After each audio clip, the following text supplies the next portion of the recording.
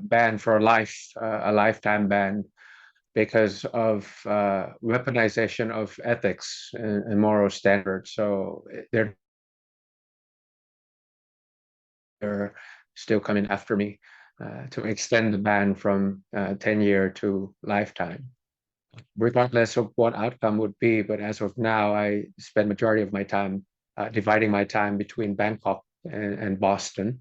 So I still continue to do my role here as a civic person, as a civil society, part of civil society, to help the People's Party to campaign, hoping that they win more elections next time. To give you a context, when the two directors were filming Future Forward, the 0.0 version got 8 million.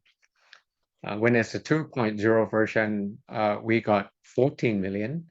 And now the goal should be 20 million. And I feel like within that 20 million, the majority of new voters that come out every year, which that number is about 0.8 million. So every year the population, the 17 will be 18, 16 will be 17, 15 will be 16. That number is 0.8.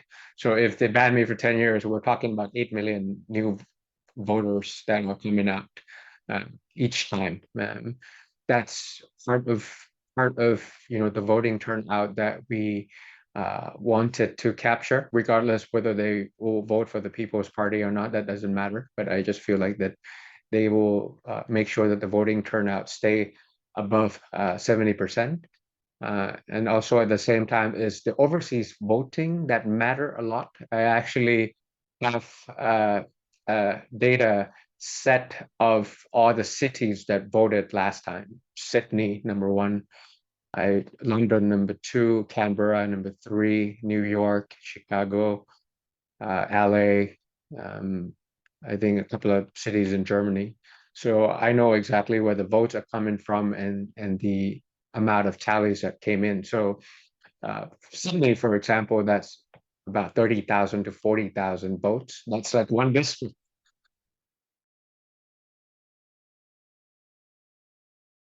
Australia can very much amount of victory of 2 MP districts easily.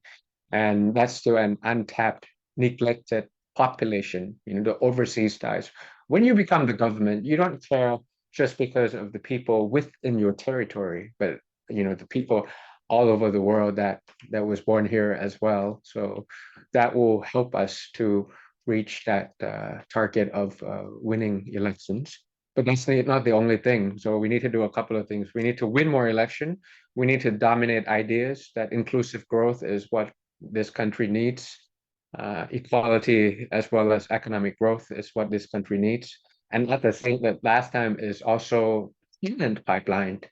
I'll be spending my time getting about 3,000 people, because that's the last time I estimated.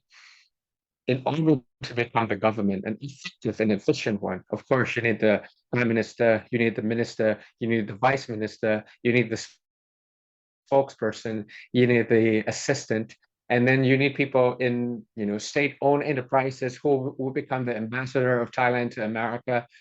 In all these things, I calculated it's about 3,000 people. So regardless of what your degrees or what your majors are at the moment, you could be in architecture, you could be in education, you could be in engineering. We're coming after you, so that talk about politics, at least indirectly, you will go vote.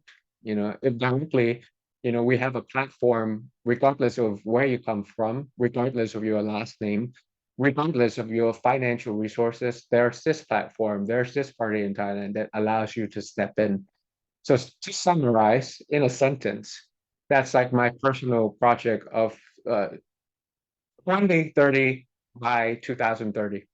So by the year 2030, at that time, we'll have 20 million votes so that we win more elections.